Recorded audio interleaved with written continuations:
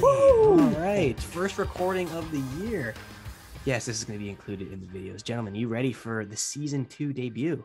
We're ready. We're back. We're back. We're back. Hello, everybody. We are back. The Leafs Line podcast is back on the air. I am your host, Mario Russo. Below me is Jared Rotenberg, Dom Rimoli, and Evan Davis. The cast is back. The podcast is back. The show is the debut of season 2, and we have never been more happy to bring it back to you after a long, I wouldn't say hiatus, because we surely did not go on a hiatus, but we did not have a lot of free time. We are second-year university students, which requires 2 times the amount of work, 2 times the amount of focus, and twice the amount of time. So we've been putting a lot of time into that. As well as the conclusion of the summer. Guys are wrapping up. Evan was coming here from Cali. You know, his favorite home is over here in the nice cold weather. But he was coming over here. Jared was wrapping up summer camp. And Adam Rimoli, well, he never took a break of being cute, I guess. So there it is for him. And me, myself, I've tried to keep this thing afloat, but it's very hard doing it by one person. So we're all back. It's going to be very fun. We got a lot of content coming your way. There's a hockey game for the Toronto Maple Leafs this weekend. So we have something to talk about going forward. Really? I will be at that game. Preseason. Right. We nearly talked about this. Yes. And like pretty moment. $40 tickets. I'm not turning that down. I'm heading straight down to Scotiabank Arena to endeavor into some Maple Leafs hockey. But what we got today, it doesn't involve anything of the Toronto Maple Leafs per se, but it does involve some teams from the Pacific Division, most notably the Vancouver Canucks, the Calgary Flames, and the LA Kings. We all came together and thought that these teams were the most interesting teams heading into the new season. We decided to talk about them today. And this is going to be a long list of content. The next couple of weeks is going to be previewing and rolling out other divisions. We got the Central next week, the Metropolitan the week after, and finishing it off, to get into the year is the Atlantic, the busy, heavy Atlantic division. It's never easy. Hockey's hardest division. The Toronto Maple Leafs are somewhat projected in some people's standings to finish first. I've seen a lot of first place finishes from the Toronto Maple Leafs. It may not involve a guy named Jared below, but I guess you have to wait and see when we get there. But when we get to today, which we are about to get into, we got the Pacific Division preview. And why not start with the Vancouver Canucks? Yes, there's other teams in this division. The Edmonton Oilers, they brought in Jack Campbell. They have, I think, somewhat solidified that job in goal. And the Vegas Golden Knights, well, they lost their guys in goal. That's another team that's an interesting storyline to follow as we enter the new year, the new season. And they lost Pacioretty. He is not a member of the Vegas Golden Knights anymore. He was a big leader for that team. He's off to Carolina in a trade that everybody was caught off guard. But we'll talk about those teams much later in the show. Let's kick it off with the Vancouver Canucks. It was a very loud offseason when you look at how they sort of handled their in-house talents. They didn't really bring in or source any talent from elsewhere. They picked up Eli Mikheyev from the Toronto Maple Leafs. Other than that, Patrick Alvin, the general manager of the Canucks, he tried to keep it pretty clean. He signed Brock Besser. He re-signed JT Miller. It was a pretty productive offseason when you look at the rumors that were spilling in heading into the offseason, where a lot of these guys were rumored to leave. Other teams were rumored to pick them up or sign them because they had the money to give them. And, well, Alvin was faced with an issue. He was the new GM of the Vancouver Canucks. How can I make a statement in my first offseason with the team? Well, there's no better way than keeping the guys that the fans love. And they did exactly that. And also joined the crew, like I mentioned, Eli Mikheyev, 4 years, $19 million contract in Van City, a contract that the Maple Leafs were just not ready to give that money to him. We could argue that all day if the Russian forward was worth that amount of money. I think that argument's going to go too long because we talked about Eli Mikheyev extensively with his production last year and what he's going to earn dollars and cents wise.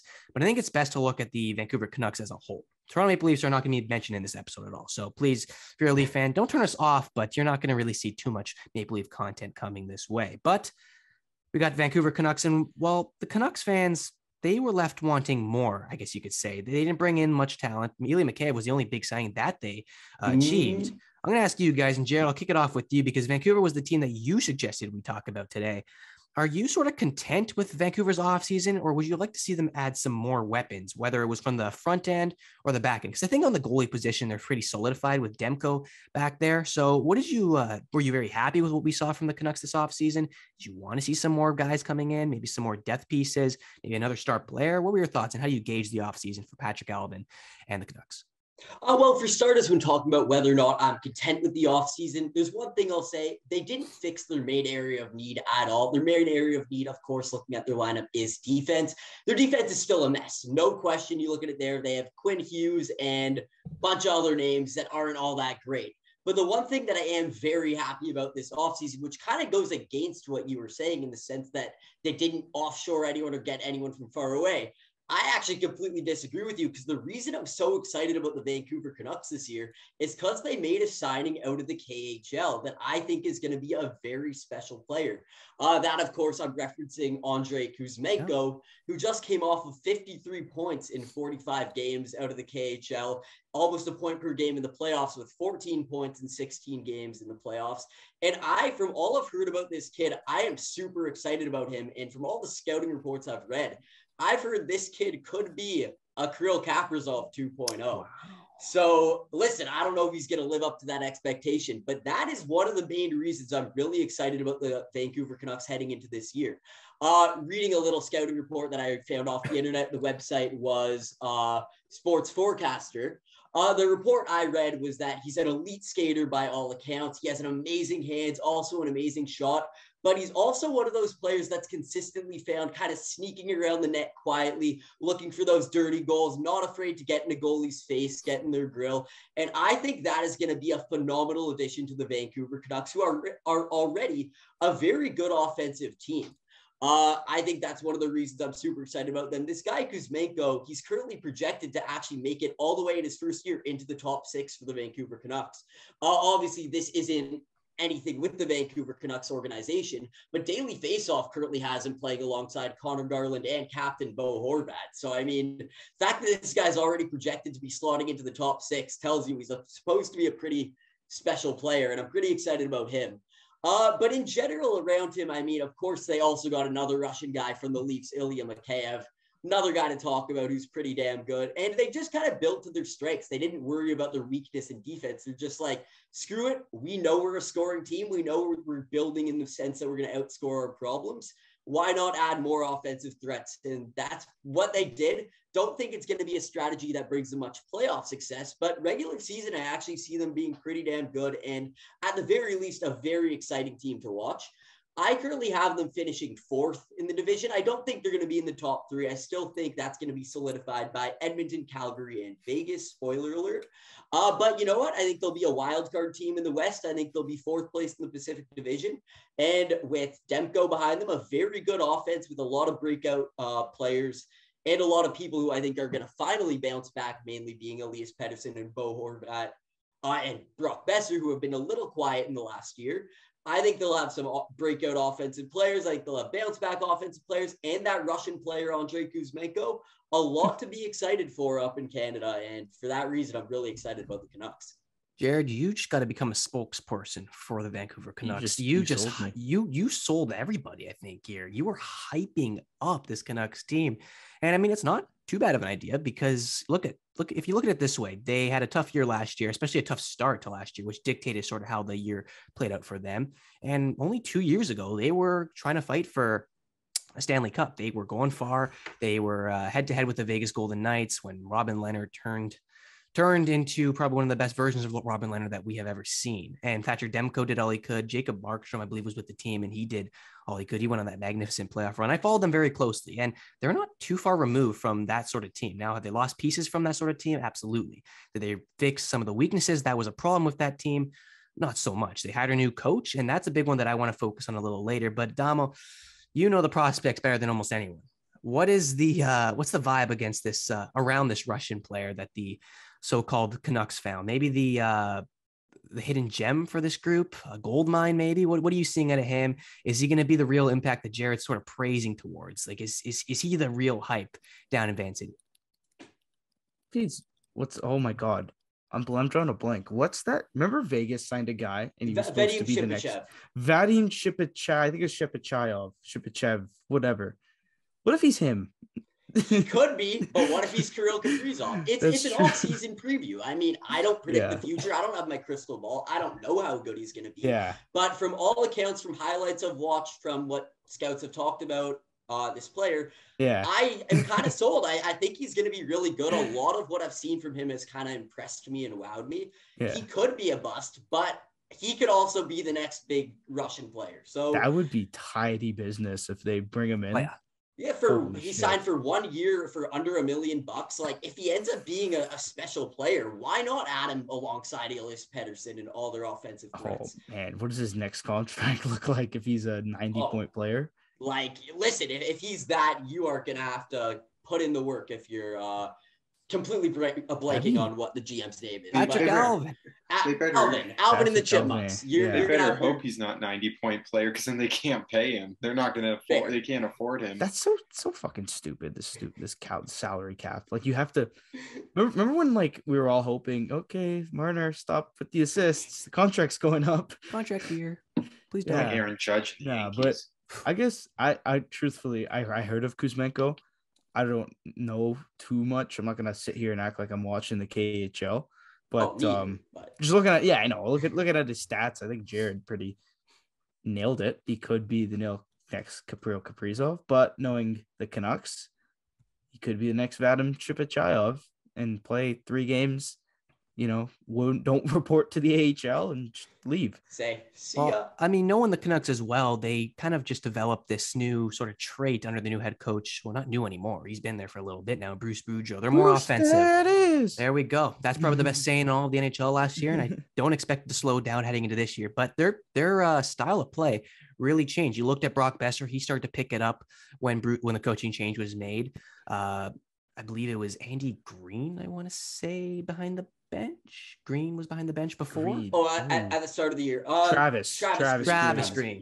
They're Andy Green, probably a baseball player. Travis Green was New Jersey Devils captain. Andy Green. Yeah, I heard the name. It was struck in my head. But Travis Green, he was the old coach, and he had a very defensive style of play. And you noticed it with the lack of points that the team put up in his last year. It was a tough year for Travis Green. It was a tough year for the Canucks. But they kick him out. Bruce comes in and the offense starts cooking. I think they went on a 10-game win streak or something like that. So there's a big correlation with high offense and Bruce Boudreau. I think it's the key to their offensive success. Evan, you were really high on Bruce Boudreau coming to Vancouver. You were really high on what he did. And I can expect you to be really high. I can expect you to be really high when he's heading into this season. What do you expect from Bruce Boudreau? Is he going to change anything with this team? And do you think the success from last year is going to continue to pile up heading into this year with Bruce still behind the bench? Because they did lock him up too. He's under contract for the next couple of years. They think he's their guy. And I think this year they're going to see it extensively now with his first full season under his belt. Yeah, I mean, I don't know. Like, the Canucks definitely did start off hot when Bruce Boudreau was behind the bench, but then, like, slowly but surely, I think they kind of came back down to reality.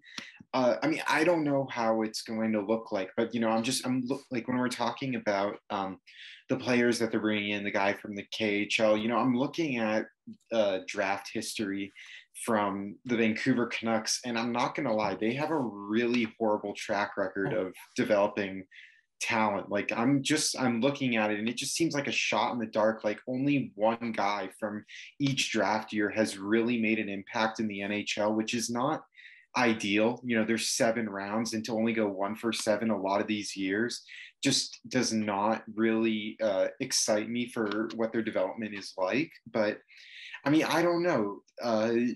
I'm not really as high on them as Jared is. I don't think they're going, and to his point, their defense is terrible. Like, outside of Quinn Hughes, the defense is horrendous. Thatcher Demko can only do so much. I'm kind of getting like that Winnipeg Jets where it's like Connor Hellebuck can only do so much, but like, how many 2-on-0s can you stop?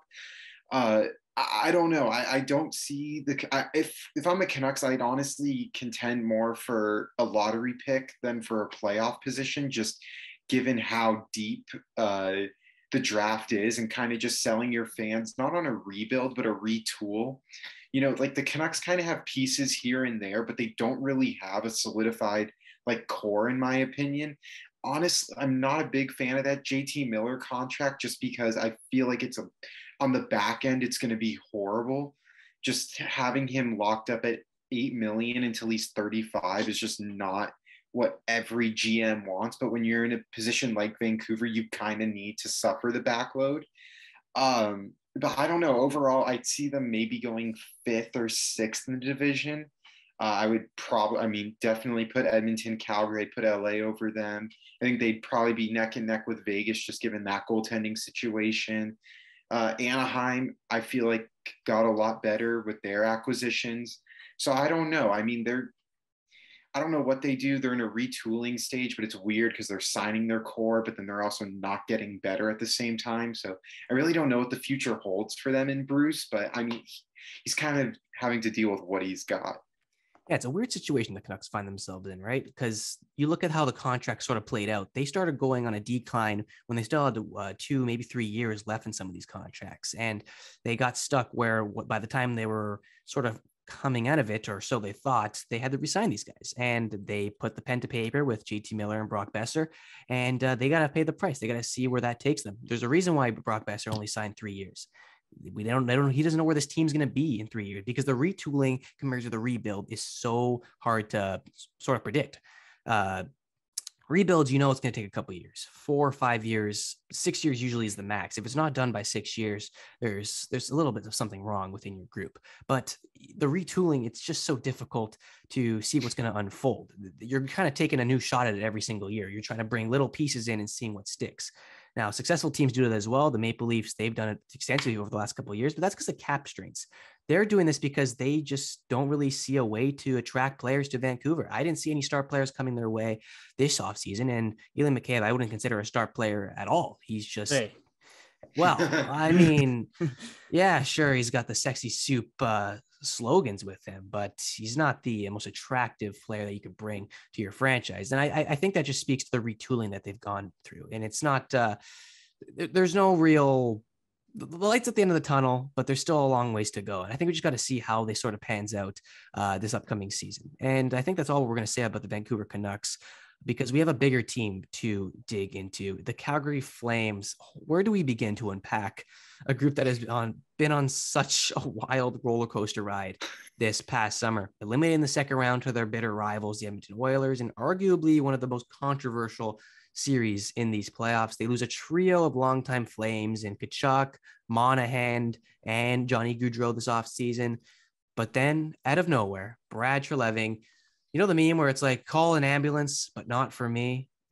That paints the picture exactly how the Calgary's GM sort of managed this thing. He followed up losing his big players. It looked like a real fall from grace. This was going to be an ugly scene in Calgary. The fans were going to riot, because I could have seen them riot for sure down in a city like Calgary, losing all these big players. It's stampede. Yeah, the stampede. They would stampede. I know that for a fact. CFL. No, not just the DMs. They have a Calgary fan. They. He's American. He doesn't get it. I'm just gonna go to Montana. You might learn. He thought he got it, but I thought I got it, but I didn't get it. Well, that's okay. You got close enough. The football team was named after the riot.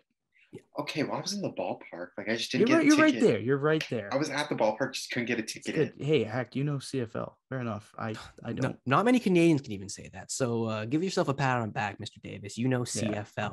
But I don't know if you know players as well as Patrick Alvin, Vancouver Canucks GM. No, Brad Treliving. I don't know if you know players as well as this guy does. He brings in Jonathan Huberdeau from Florida, Mackenzie Weegar from Florida, Nazem Kadri from Colorado. And, well, the best of all, he locks up, in my opinion, the best player of all time, Andrew Mangiapane, Bolton's finest, for 3 more years. Gretzky who? Yeah, exactly. Gretzky doesn't exist in these parts. But from what looked to be one of the league's biggest falls from grace, turned into probably the exact opposite and somewhat overnight. I think that Florida trade really put the wheels in motion for the Calgary Flames and said, you know what, our offseason is not in a shambles. We are going to make something out of nothing. And surely they did, flipping Tkachuk and all that. And man, I did not expect this from the Flames when all this was coming down, but they made it happen. And my big question here, and I think this is the big question on a lot of people's mind, is this team more dangerous than they were a year ago when they were marching on to the Stanley Cup favorites at one point? They were my Stanley Cup finalists and my Stanley Cup winners in my playoff bracket that we did earlier in the year. What can we expect to see from this new design team on the ice is also another big question. I'm going to turn it over to Adamo Rimoli. You were really high on the Calgary Flames. He's cutting in and out. I don't know why I'm freezing. He's good. Well, every time I click go to Google, it like freezes. But anyways. technical difficulties on the first day, but you were really high on the Calgary Flames. You kind of got me on the Calgary Flames train, not gonna lie. And I think you can say, I think you can say this about a lot of guys here. You've got the Calgary Flame train moving. What are your thoughts on the team now? Are they a little bit more dangerous as they were when they started their offseason, when they got eliminated from the Eastern Conference final or Western Conference final? Not the conference final, the second round. And are they lined up to do it again or even go further than they did last year? Because you look at the personnel that they brought in, a 100-point player in Jonathan Huberdeau, a new Stanley Cup champion in Nazem Kadri, and one of the future greats on D, Mackenzie Weegar, who's slowly progressing and becoming a real good defenseman in the league. What are your thoughts on them? Are they more dangerous than ever right now? You know what? Let's double down on the Calgary Flames. Anyone who listened to the podcast last year knows the Calgary Flames. That was my little baby. Go Leafs, but go Flames, right? You're like Gary Bettman and the Coyotes, man. You don't let that go. Never, no. So I'm gonna double the heck down. I respect it. And say, yeah, they got better. They lost Johnny Gaudreau. They lost Matthew Tkachuk. Fine. But here's what they added. They added a center, which is objectively more valuable. They added the best player in the trade, Mackenzie Weegar. Why are you laughing? And they added Jonathan Huberdeau. So who's obviously a 100-point player. Like, you don't just add a number one defenseman, add a 100-point player, and add, a center and get significantly worse. Especially now that you locked up Mangiapane. I'm scared to go to Google and see, because I don't have their roster memorized, but I know they made a couple additions. See if it freezes. Did it freeze?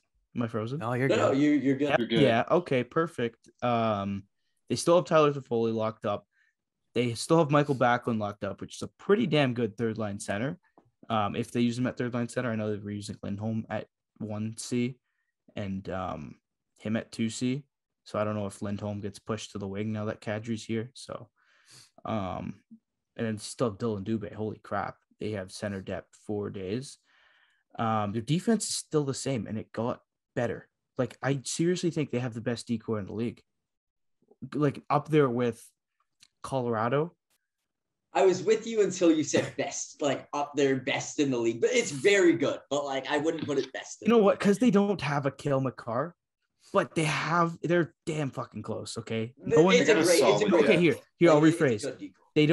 No one has a deeper decor than the Calgary Flames. Like, they're the deepest decor.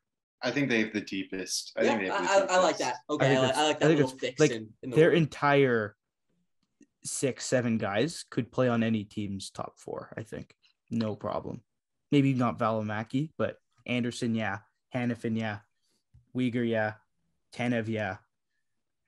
Shillington, yeah.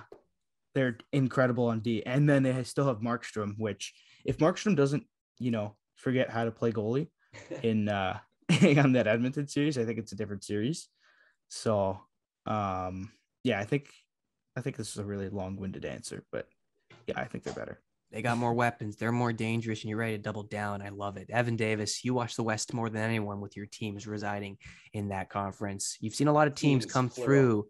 Yeah, exactly. You've seen a lot of teams come through the Western Conference, a lot of good ones. You saw one great one win the Stanley Cup this past season in the Colorado Avalanche.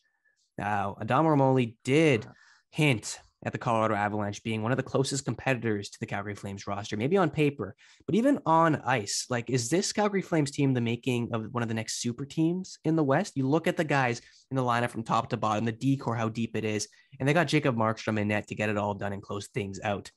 Do you think they're closing the gap to the reigning Stanley Cup champions in regards to not just the roster arrangement and the structure there, but even the on-ice play that they had last year and what you can expect to see heading into this year? Where do you think that gap is between the reigning Cup champs and the Calgary Flames? Because I think that's the team to beat for this group heading into this year. Yeah, I mean, I think the gap is pretty close, but I think their window just got exponentially smaller when you look at the guys that they lost and then the guys that they brought in. Like, look, I totally understand. Like, Johnny Gaudreau, you weren't going to do anything about that because he made it very clear that he wanted to go back to the U.S. And it was the same thing with Matthew Tkachuk. He wanted to go back to the U.S. I think it was just with all you're saying, like COVID restrictions just made it too difficult for him to be away from his family. And you look at, I mean, I honestly, like, I was having arguments with a lot of people on Twitter about this. I think Florida won that trade because they paid Matthew Tkachuk, who's 7 years younger than Huberdeau. They paid him less. Matthew Tkachuk's entering his prime, and Huberdeau is on the back end of it. He's 31 years old. Nazem Kadri is around 31 years old. I just think their window just got really small. Yeah. And I heard, like, my dad told me from someone like reliable saying that Mackenzie Weegar turned down 6x6 from Calgary when he was traded there. So I think Florida kind of just figured, like, look, we're not going to be able to re-sign these guys. Me personally, I think Mackenzie Weegar is going back home to Ottawa in the offseason. That's my prediction, that he goes back to where he's from. The offense is loaded there. They just need defense. But when you look at Calgary, yeah, they have the talent, but I just think, like, I know I'm going to sound hypocritical. Go on. I think Huberdeau is I'm going to say it. Huberdeau is overrated. And I think that's why I'm going to say it. Did you say it? I'm going to say it. This guy was supposed to beat Matthews for the Rocket last year, Huberdeau.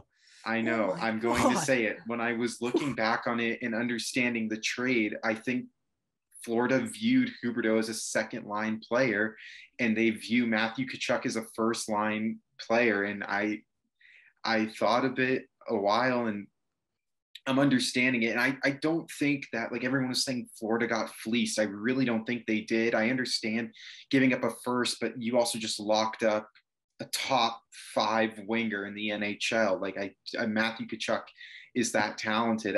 But in terms of Calgary, they have this year, they have next year. I don't know what Nazem Kadri is going to be like without having 5 80-point players surrounding him. Like, it's just, the decor in Calgary is not as offensively gifted as the decor in Colorado when you had Devon Toews, Cale Makar, Sam Girard back there. You have the decor in Calgary is more defensive minded. So I don't know how that's going to play out for guys like even Huberdeau, who had Ekblad, but now he brings back Weegar. So I don't know. I definitely think that they can compete with Colorado, but I think if they don't win the cup this year or even make it to the Stanley Cup, I think the window, it's still very exponentially closed. And then just to pay Kadri and Huberdeau that much money, I'm not really loving that in 3 to 4 years from now. Like, that's just not going to be good to pay 2 35-year-olds a total of like $17-18 million. Well, I mean, you look at what the Calgary Flames are trying to bank on, right? They know that they are successful in the regular season. They know they can get by that test. They know they can get by the first round, which for some teams is a bit of a hurdle these days. And they know that they can go on a decent run, beat hot goaltenders. They know that they can do some really big things in this league. And I think that plays a big part into why they went out and maybe took not even a chance, because I don't think you're taking a chance on a 100-point player like Jonathan Huberdeau. You're going to get the 100 points over the next couple of years. The back end of that contract, you can worry about when you get there. Maybe when you do get there, you already have a cup while you're waiting on the contract to end. So I think it was a smart move from the Calgary Flames on my part, on their part as well, just because you're bringing in guys that are proven. And when you bring in guys that are proven with a team that wants to go in a specific direction and don't want to get anything in their way, I think that's going to go a long way for this Calgary Flames team. Jared, do you want to add anything quick about the Calgary Flames before we head over to LA? Because that's another team that I want to discuss as well. Calgary Flames, as much as a crazy offseason as they did have, the LA Kings had a crazy season prior to that as well. So you want to add anything quick on the Flames and their offseason? Just very briefly, I'll kind of provide the middle ground between both these guys' points. I very much agree with Adamo in the sense that this year, I think the Calgary Flames are better, but I'm very with Evan Davis that long-term, this offseason did not set them up whatsoever for the long-term. And I do think they're going to be in some trouble a lot sooner than a lot of people think.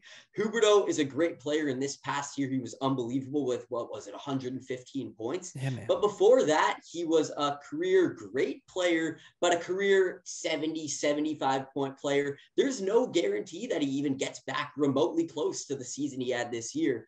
And I think they gave up a lot in the future of Matthew Tkachuk. I know he wasn't going to come back there, so I get why they did it. They at least got Weegar and Huberdeau for it, so I get what they were doing from Calgary's perspective.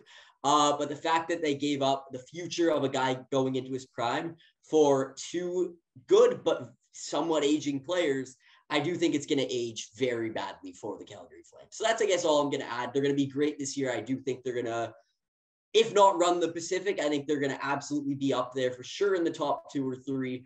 And we'll see, hopefully, if they break through come playoff time, because if not this year, I don't know when it's going to happen, because it probably won't be in the next few after that. And just some food for thought. Like, you look at how the Calgary Flames this offseason lost a lot of those players, like I mentioned before, Gaudreau, Tkachuk, and Monahan. They were unable to re-sign them. And I think that's a problem within the organization of Calgary, or that's on the GM's part, or just an organizational issue. It's still there. And maybe you look at it this way, where it's like, we have a very small window, like you mentioned, Evan. I absolutely agree, because their window is not too big at all.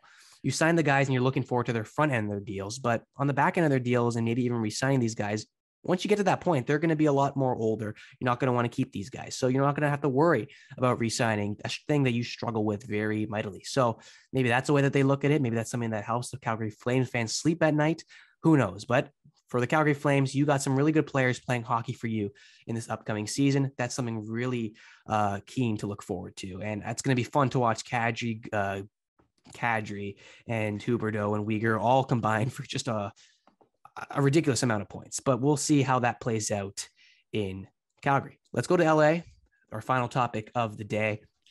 LA Kings, well, they're thrown into the limelight all throughout the 2021-22 season, as any team from Hollywood does. You know, it's the movie capital of the world, and why not make a movie out of this team? It was a movie from the very start, with the group shattering expectations all over the place, investing their 2 California teams that were sort of in the similar spot when they started off. They were all rebuilding teams, but the LA Kings made it very clear off the hop that they were going to be the team that takes the better direction last season. And they did exactly that, making the playoffs. They put up a tough fight with the Oilers all through, just showing numerous signs of positives, no matter which way you look at it. It was a terrific season for the LA Kings. The offseason, well, it wasn't as crazy as you would have thought, and as many other teams in this division sort of did. They went with getting a big talent in Kevin Fiala. I don't know if he's a big talent, but a very big goal scorer, at least. He can really pot the puck in the back of the net. So that's a big one for them. They also inked Adrian Kempe to a 4-year extension, and will look to play a big role in driving the offense, which he did mightily last year as well. Now, what I described as a movie for the LA Kings, many would argue that was just the trailer of what's to come for a thrilling series of years in LA. Do you guys believe that this is the case with this team? Because that showed so much promise leading up and into this year. Evan, I'll start with you, because this is your hometown team. You cover them the most. You look at them the most. You watched them very extensively last year. You saw the positive things. You saw them make the playoffs in a somewhat weak Pacific Division. Now, the Pacific Division isn't going to take that big of a step going forward this year, but the LA Kings, I think, are going to take a big step going forward this year. Do you agree with my sentiment? And do you think last year was just a trailer of what's going to be happening with LA Kings hockey in the near future? Yeah, I mean, like, I was definitely surprised by that Kevin Fiala deal. I definitely won't say that the offseason was underwhelming, because, I mean, Kevin Fiala is a 35 Absolutely. goal scorer. Yeah. I mean, that was a huge, and I think just signing him to a 7-year deal immediately after, you lock him up until he's 33 years old. So you're basically securing the rest of his prime at a pretty fair price. As, like, I think he got 8 million, around that mark. And when you just see the salary cap most likely increasing now with the advertisements on jerseys, that could be a very great contract when he reaches that 28-29 season. I think overall, I mean, I definitely was not I was surprised that the Kings made the playoffs. I was not expecting them to do much with Jonathan Quick and Cal Peterson in net. And I do believe if they had Arvidsson and Drew Doughty, they probably would have beaten Edmonton in that first round. It took 7 games without them. So, I mean, whatever you want to say, but I wasn't a huge fan of the Adrian Kempe signing. I don't think he's as great as what the Kings signed him for. I believe it was only a 4-year deal, but, you know, I don't know if he's scoring 35 goals again, and he's not much of a playmaker. So his points purely rely on him scoring goals. I mean, even if he regresses to 25, I think that's still good enough for the money that they paid him, but I'm really not expecting him to touch 35, 40 again.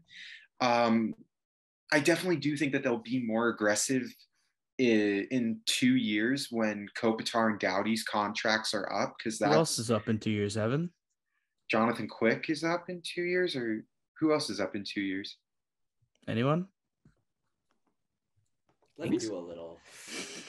I don't know who else is up in 2 years. They're going to be aggressive on. Oh, isn't Matthews up in 2 years? Oh, I mean, I don't know shit. I've heard LA and New York.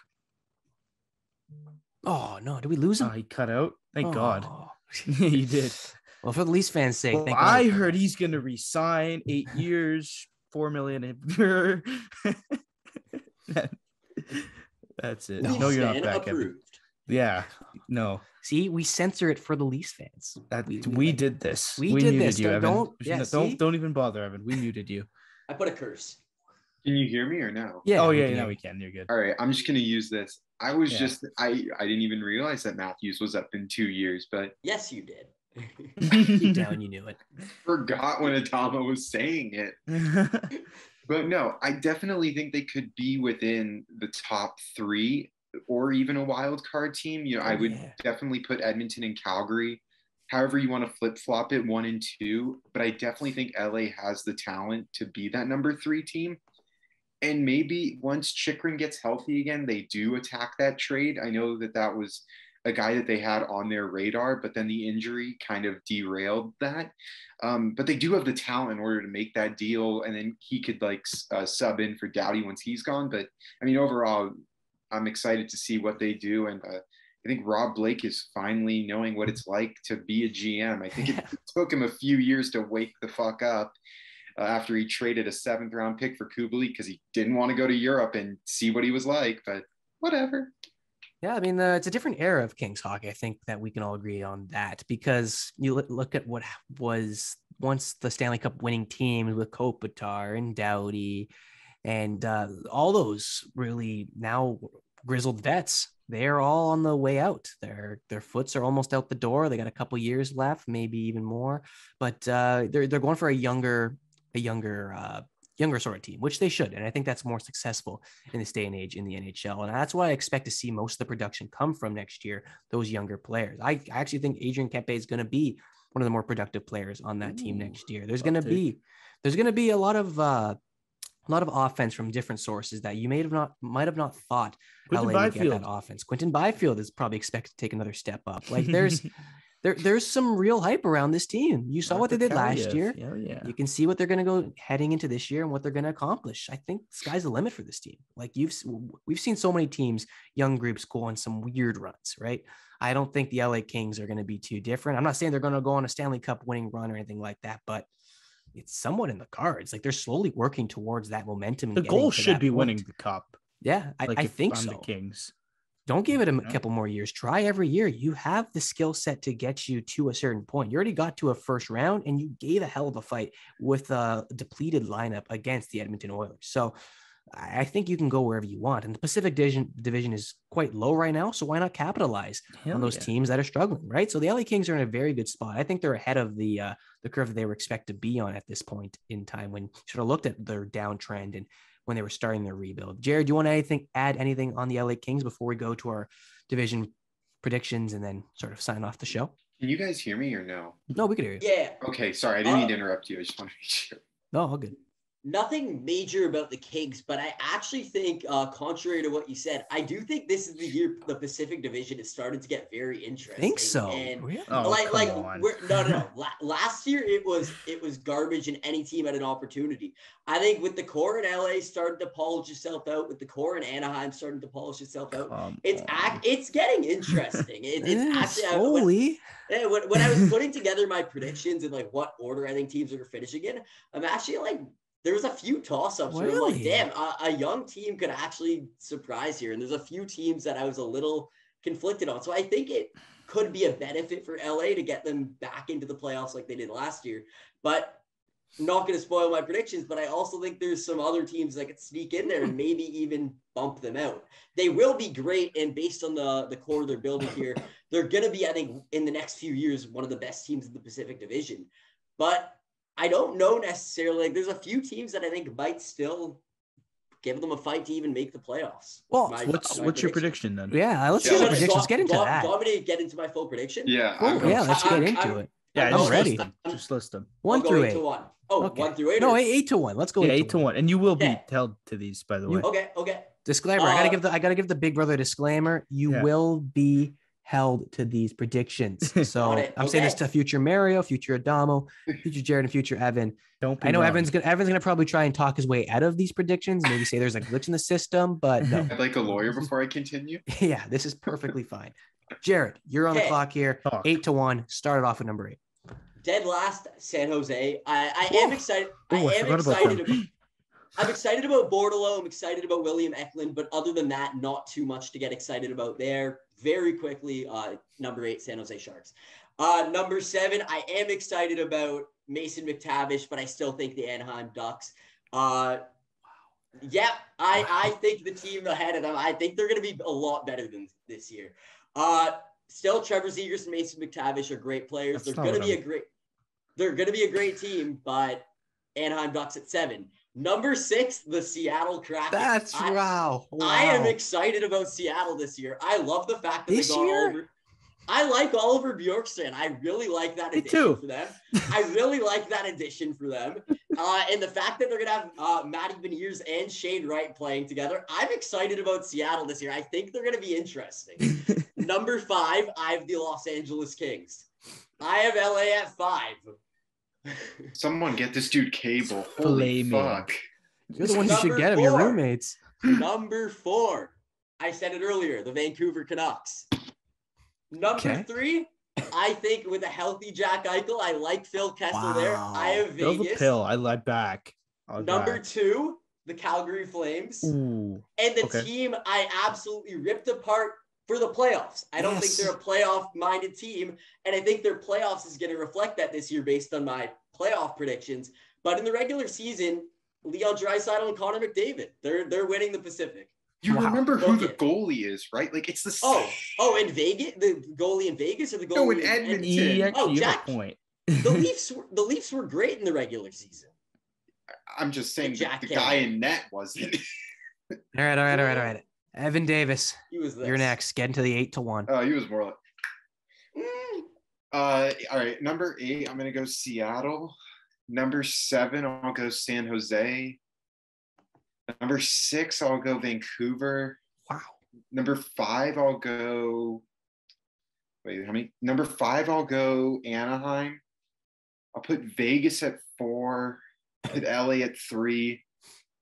I'll put Edmonton at 2, and I'll put Calgary at 1. All right. And I'm hoping that's going to be the theme around today. Flames and Oilers. Hopefully they're interchangeable. I didn't think they would honestly be interchangeable.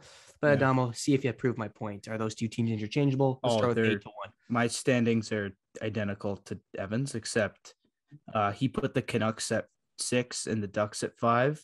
I switched them. I have the Ducks at 6, the Canucks at 5, and then I have the Flames at the top.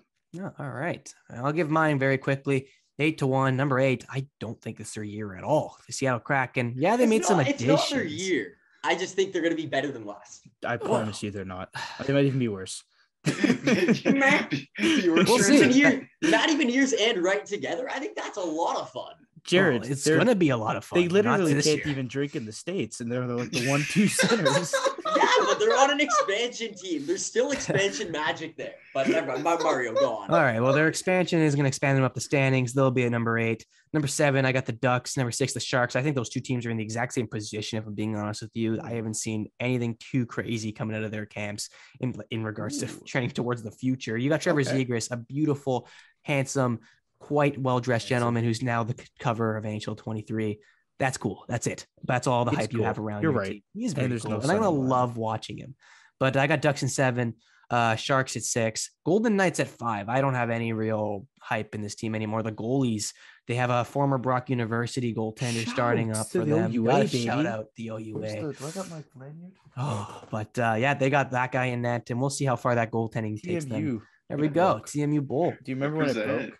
It broke. Oh, that's tough. I spent $6 for this thing for like a week. Yeah, Campus Store ripped you off, eh? Yeah. Well, 5, I got the Golden Knights. 4, I got the Vancouver Canucks because I think they're going to have a better year. And I think they're going to sneak their way into the playoffs as a wild card team. 3, I got the LA Kings because I don't think they're going to slow down. I think last year was the trailer. This year is not even going to be the movie. It's going to be the next series that they're going to start developing. There you go. That's where I got the quote. Thank you. Number 2, I got the Edmonton Oilers. Jared, you're right. Their playoff success does suck, but their regular season success is very good. But it's not going to be as good as the Calgary Flames, the big red and orange sea. They're going to be listed at the top for me. I think a lot of people might have them at the top heading into the season. And in regards to other people, we want to hear you other people. If you're watching this video, if you've made it to the end, well, first of all, thank you for that. And click the thumbs up button and subscribe as well, because that would mean the world to all of us. But tell us what you think. Where are your rankings at? What teams do you have where? How are they going to place? And I wouldn't mind some hot takes either. Go for it. Put the Kraken number 1. Why not? Jared, what's up? I have one thing to say. Stanley Cup champion Andrei Burakovsky. Oh God! All right, Seattle, 6th place. I don't think that's crazy. Stanley Cup champion. Matt Murray is our starting goalie. Woo! Yes, he is. And we'll chat in the next couple of weeks about that. But we'll see. We'll see how far these former Stanley Cup champions take these teams. But that'll do it for us on the Leafs Line podcast. We are back, baby, and we're going to be back for the next little while. Thank you guys for tuning in to our season 2 debut episode of the Leafs Line podcast. Again, I am your host, Mary Russo, Evan Davis, Jared Rotenberg, and Adam Rimoli signing off from this awesome show. Take care, everyone, and have a great rest of your evening. Cheers.